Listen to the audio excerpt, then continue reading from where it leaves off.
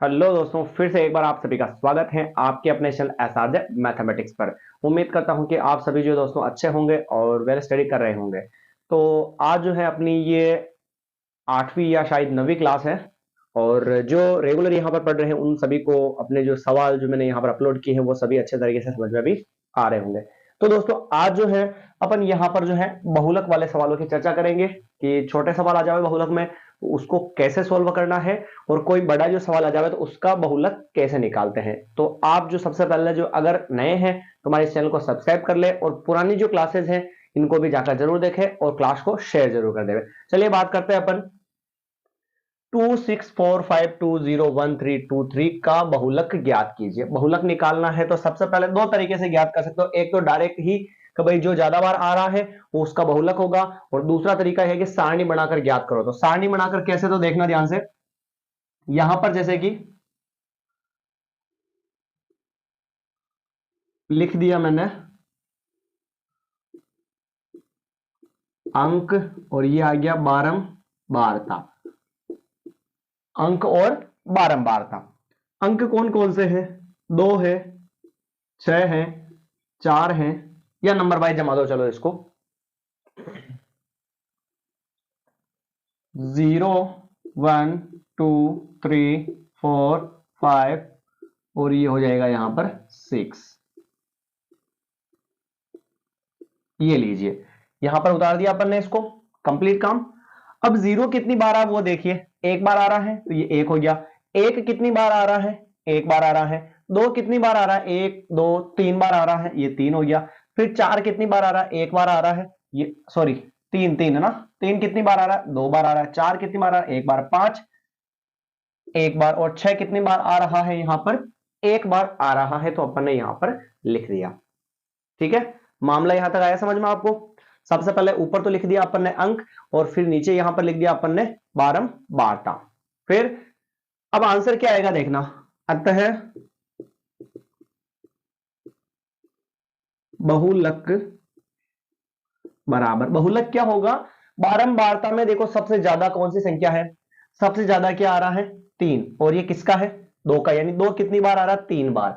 यानी 2 सबसे ज्यादा बार आ रहा है, इसलिए ये इसका क्या हो जाएगा? बहुलक। यहां पर लिखेंगे तो क्योंकि इसकी पुनरावृत्ति अधिकतम बार है। क्योंकि इसकी पुनरावृत्ति जो क्या है? अधिकतम बार है, इसलिए ये अपना क्या है? बहुलक है। आया समझ में? सारणी बना ली अपन ने ऐसे। बारंबारता में सबसे ज्यादा क्या आ रहा है? 3, और 3 किसका है? 2 का। यानी 2 3 बार आ रहा है, तो इसलिए आंसर ऊपर वाला होगा। तो आंसर हो गया 2, क्योंकि इसकी पुनरावृत्ति अधिकतम बार है, इसलिए ये होगा बहुलक। चलिए फिर अगले सवाल की अपन बात करते हैं। तो अगला जो सवाल है,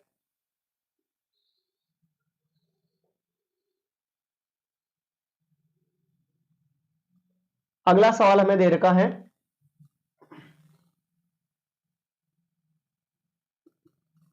क्वेश्चन नंबर अपना 2। प्रश्न नंबर 2 हमारे पास दे रखा है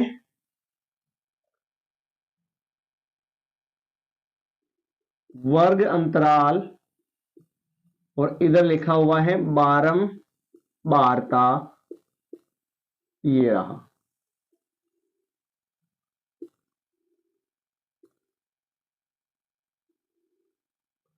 ये रहा 1 से 3, 3 से 5, 5 से 7, 7 से 9, फिर 9 से 11।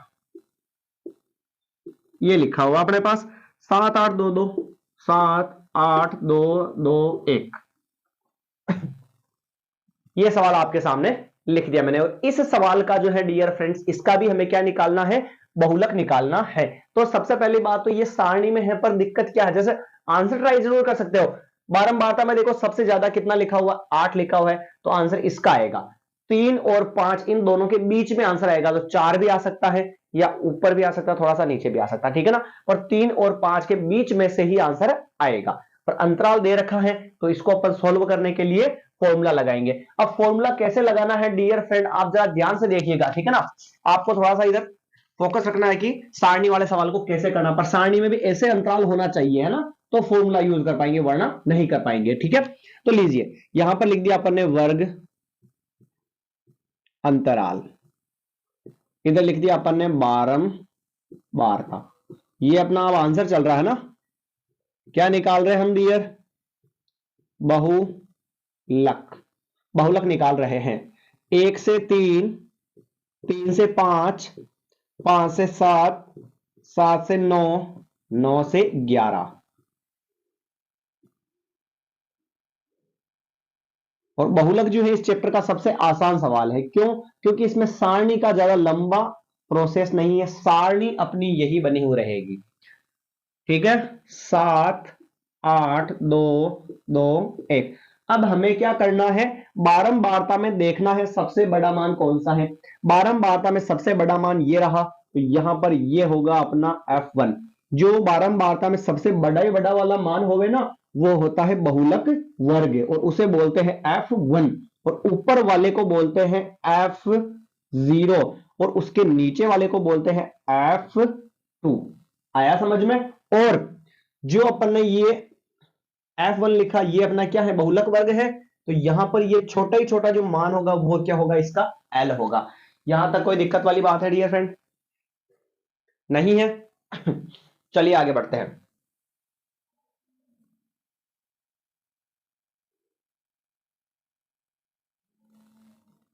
हाँ जी, अब हमें क्या करना है देखना, बहुलक का फॉर्मूला क्या होता है, बहुलक सबसे पहले H भी चाहिए यहां पर। तो H जो होता है ना, दोनों के बीच में अंतर कितने का है, दोनों के बीच में कितने का अंतर है, 5 में से 3 जाएगा, 5 - 3, तो H का मान कितना हो गया, 2। अब निकालेंगे बहुलक, बहुलक बराबर L plus F1 minus F0 और बटेगा में 2F1 minus F0 minus F2 into H। लिख दिया? ठीक। बहुलक बराबर L प्लस L, L का मान कितना है, बहुलक वर्ग की निम्न सीमा को बोलते हैं L। बहुलक वर्ग यानी सबसे बड़ा मान ये थमा अपन ने, तो निम्न सीमा इसका छोटा मान कितना है, 3 है, तो L का मान कितना हो जाएगा, यहां पर 3 हो जाएगा। फिर plus F1 minus F0, F1 का मान कितना है, 8 है, तो यहां पर क्या आ जाएगा, 8। फिर माइनस F0 का मान कितना है, 7 है, तो यहां पर क्या आ जाएगा, 7 आ जाएगा, ये कोष्टक बंद। फिर बटेगा 2F1, 2 इंटू F1, F1 का मान कितना आया, 8 है, यहां पर लिख दिया अपन ने 8 लिख दिया। फिर माइनस, ये माइनस F0 का मान कितना है, 7 है, फिर माइनस F2, F2 का मान हमारे पास कितना है, 2 है, यहां पर लिख दिया हमने 2, ये कोष्टक बंद। और इनटू में चल रहा है दोस्तों H, और H की वैल्यू जो है वो कितनी है, यहां पर 2 है, तो यहां पर हमने लिख दिया 2 लिख दिया। चलिए आगे बढ़ते हैं। फिर बहुलक बराबर, बहुलक बराबर 3, फिर प्लस 8 में से 7 जाएगा 1, 2 8 जा 16 माइनस, जब दोनों संख्याएं माइनस की हो जोड़ बाकी में, तो क्या करो, चिन्ह तो लगा दो, माइनस का संख्या को जोड़ दो, कितनी हो जाएगी, 9, और इनटू में कितना है, 2। आगे बढ़ते हैं। फिर बहुलक बराबर 3 प्लस 1/1 16 में से 9 गया, कितना बचेगा, 7 बचेगा, 7 ही बचेगा ना, और इनटू में कितना बच गया, 2 बच गया। यहां तक आया सभी को समझ में? 3 प्लस, ओ यहां पर दिख नहीं रहा है, तो चलिए इसको थोड़ा सा अपन ऊपर लिख देते हैं। यहां पर बहुलक बराबर 3 प्लस 1, ये 1, फिर बटेवा में 16 में से 9 जाएगा, कितना बचेगा अपना, 7 बचेगा, ये 7 और इंटू 2, ये हो गया 3 प्लस 1 को 2 से गुणा करवाया 2, और बटेवा में 7 आ गया।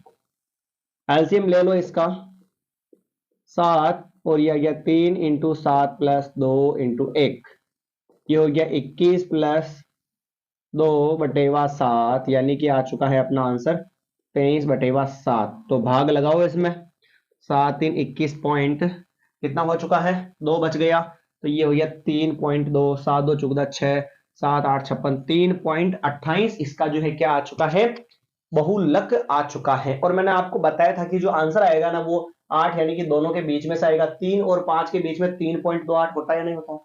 होता है। यानी कि अपना बहुलक जो है यहां पर वो कितना आ चुका है? 3.28 पूरा क्या आ चुका है? बहुलक आ चुका है। ठीक है दोस्तों, तो कोई दिक्कत वाली बात नहीं होनी चाहिए। बहुलक के अंदर बहुलक बहुत ही इजी और आसान सवाल है। एक लाइन या एक लाइन का सवाल था तो मैंने आपको बता दिया कैसे करते हैं बहुलक, कि भाई पहले सारणी बना लो और जो जितनी बार है उसको लिख दो, फिर देख लो भाई ऊपर वाला आंसर आ जाएगा उसका ज्यादा वाले में से, है ना। और ऐसे सारणी दे देवे और अंतराल दे देवे इसका, तो उसका बहुलक कैसे निकालोगे? सारणी को सीधा बढ़ाया और जो बारंबारता है उसमें सबसे बड़ा ही बड़ा मान F1 होगा, उसके ऊपर वाला F0 होगा, नीचे वाला F2 हो जाएगा, और बहुलक वर्ग की निम्न सीमा L हो जाएगी। उन दोनों के बीच का अंतर वो क्या हो जाएगा? H हो जाएगा। और फिर फॉर्मूले में मान पुट किया और अपन ने इसको सोल्व कर दिया। कहीं पर भी कोई दिक्कत है तो आप एक सवाल को वापस जरूर देख लेवे ध्यान से, और फिर भी दिक्कत आवे तो आप कमेंट जरूर कर सकते हैं आपको कहां पर समझ में नहीं आया है। ठीक है, इसको अपन मिटा देते हैं और अगले सवाल की बात करते हैं। ये था बहुलक का सवाल, और बहुलक में जो है ऐसा सवाल के अलावा और कोई सा भी सवाल नहीं आएगा यहां पर। एक तो एक लाइन का सवाल बनता है बहुलक का, जो मैंने आपको बता दिया, और दूसरा क्या बनता है? वर्ग अंतराल दे रखा हो तो उसके बहुलक का मान कैसे निकालते हैं, तो दोस्तों मैंने उसको भी आपको यहां पर समझा दिया। ठीक है,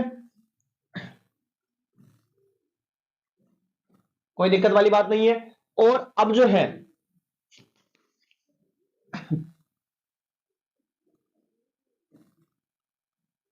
बहुलक को तो हमने कंप्लीट कर लिया है। एक ही उदाहरण से मेरे हिसाब से आपको समझ में आ जाएगा। अगला जो सवाल है वो आप ऐसे ही ट्राई कर सकते हैं कि इसको कैसे सोल्व करना है, और कहीं पर भी दिक्कत आवे या कोई सवाल आपको समझ में नहीं आए तो उसके लिए भी आप कमेंट से कर सकते हैं कि आपको ये सवाल समझ में नहीं आ रहा है, आपके लिए वो डाल दिया जाएगा। ठीक है दोस्तों, तो अब अपन कुछ छोटे छोटे सवालों की भी यहाँ पर बात कर लेते हैं तो बहुलक का, और अगली जो क्लास होगी ना उसके अंदर जो है अपन बहुलक को खत्म कर दिया फिर माध्यिका पढ़ लेंगे, और माध्यिका को खत्म करने के बाद माध्य जो है ना उसके अंदर 3 है, पद विचलन है, या पद विचलन है और कल्पित है, और उसके बाद में प्रत्यक्ष विधि है, उसको भी अपन यहाँ पर कवर कर लेंगे। तो आप जो है रोजाना अपनी क्लासेस देखिए, और क्लास अच्छी लगती है तो शेयर कर लेवे और कंटिन्यूटी यहाँ पर बनाए रखे, तो रोज धीरे धीरे धीरे करके रोज के 4-5 सवाल भी करेंगे अपन। तो भी एक महीना पड़ा हुआ है तो एक महीने के अंदर लगभग 150 सवाल हो जाएंगे, और 150 सवाल में से आपके आराम से जो है 100% श्योर है कि क्वेश्चन बाहर नहीं आएंगे। ठीक है, 100 मतलब 10% जो बाहर से आता है सिलेबस वो बात अलग है, बाकी आपका सारा कंटेंट मिलेगा, और वो भी रहेगा कि उसी टाइप का सवाल मिलेगा, संख्या चेंज हो सकती है, सवाल नहीं। क्लियर? चलिए, तो अब अपन यहां पर बात करते हैं। सवाल दे रखा है 4x की पावर 2 माइनस 2, यहां पर रहने दो, x की पावर 2 माइनस 2x प्लस 1 बराबर 0 का विविक्तिकर क्या होगा? विविक्तिकर क्या होगा? ये जो इक्वेशन दे रखी इसका आपको विविक्तिकर निकालना है। बहुत ही आसान सवाल है दोस्तों। आपको क्या आना चाहिए? सबसे पहले फॉर्मूला, तो विविक्तिकर जो सूत्र होता है, विविक्तिकर का जो सूत्र होता है उसके बारे में आपको यहां पर पता होना चाहिए। विविक्तिकर सूत्र होता है, विविक्तिकर सूत्र बी स्क्वायर माइनस 4ac। इस फॉर्मूले में मान रख दो, अपना आंसर आ जाएगा। इसके लिए मैं बता दूं आपको कि ये वैल्यूज कहां से निकालेंगे, तो मैंने आपको बताया था द्विघात समीकरण का व्यापक रूप। क्या बताया था? ax की power 2 plus B X plus C is equal to 0। ये मैंने आपको बताया था। x की पावर 2 के गुणा में a होगा, x के गुणा में b होगा, सिंपल जो ऐसा संख्या होगी वो c होगी। तो यहां पर देखिएगा ध्यान से, x स्क्वायर के गुणा में a होगा, x स्क्वायर के गुणा में कुछ नहीं है तो क्या समझेंगे? 1 समझेंगे।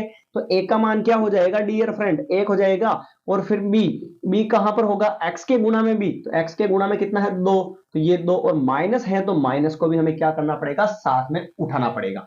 फिर सिंपल संख्या c, और c कितनी है यहां पर? क्या हो गई?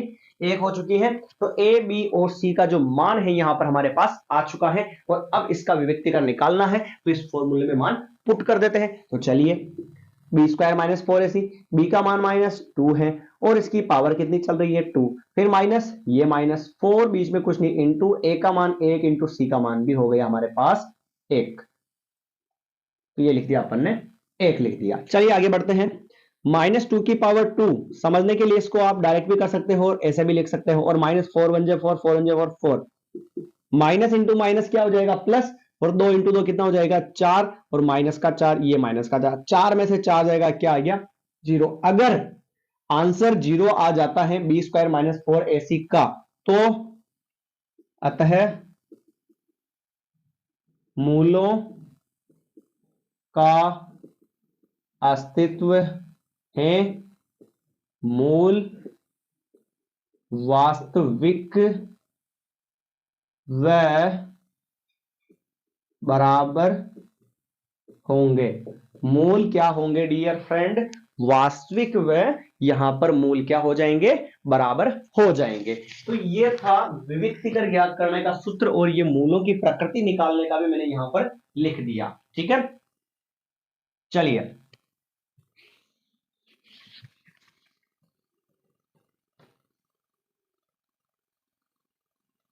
अगला प्रश्न है,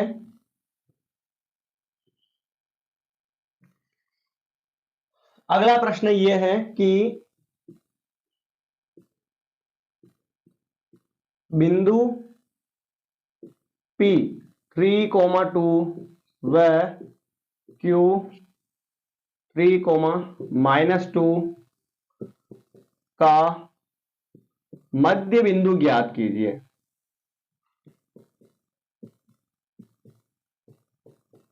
क्या ज्ञात करना है डियर फ्रेंड्स, हमें यहां पर इसका मध्य बिंदु निकालना है। तो मध्य बिंदु निकालना है तो बहुत ही आसान है फॉर्मूला, ये तो आपके पास ध्यान से देखेगा आप, है ना। P लिखा 3,2, Q लिखा 3,-2, इसको मानेंगे अपन x1 y1, इसको मानेंगे x2 और y2, लिख दिया यहां पर। चलिए फिर क्या करोगे, x बराबर लिखोगे x1 प्लस x2 और बटे में आ गया 2। तो x बराबर x1 का मान कितना है, पहला वाला 3 है, यहां पर अपने पास 3 है तो 3 लिख दिया, फिर प्लस x2 का मान कितना है 3 है, और फिर बटे में 2। x बराबर 3 और 3 कितने हो गए 6, और बटे में 2, 2 का भाग 6 में कितनी बार जाएगा 3 बार। आया समझ में। मध्य बिंदु के निर्देशांक ज्ञात करने का सूत्र है ना, ध्यान रखना, मध्य बिंदु सूत्र है ना। फिर इधर y बराबर y1 प्लस y2 और बटे में 2, y बराबर y1 का मान कितना है 2 है, तो ये 2 लिख दिया, फिर प्लस y2 का मान -2 है और नीचे 2, y is equal to 2, plus minus क्या होता है माइनस, और ये 2, y बराबर 2 में से 2 गया 0, बटेगा में 2, 0 में 2 का भाग देंगे तो आंसर कितना आ जाएगा 0। यानी कि मध्य बिंदु जो है उसके निर्देशांक जो है क्या हो गए 3,0 यहां पर हो चुके हैं मध्य बिंदु के निर्देशांक। तो ये था अपना मध्य बिंदु ज्ञात करने का तरीका। तो दोस्तों फिर मिलते हैं नए वीडियो में नए सवालों के साथ। हाँ, और अगर आपने हमारे चैनल को सब्सक्राइब नहीं किया है तो चैनल को सब्सक्राइब कर ले, और सबसे खास बात तो ये है कि चैनल को सब्सक्राइब करने से पहले भी जो है अपनी ये जो क्लासेज हैं इन सभी को जाकर देखें और क्लास को शेयर जरूर कर देवे। फिर मिलते हैं नए वीडियो में, धन्यवाद।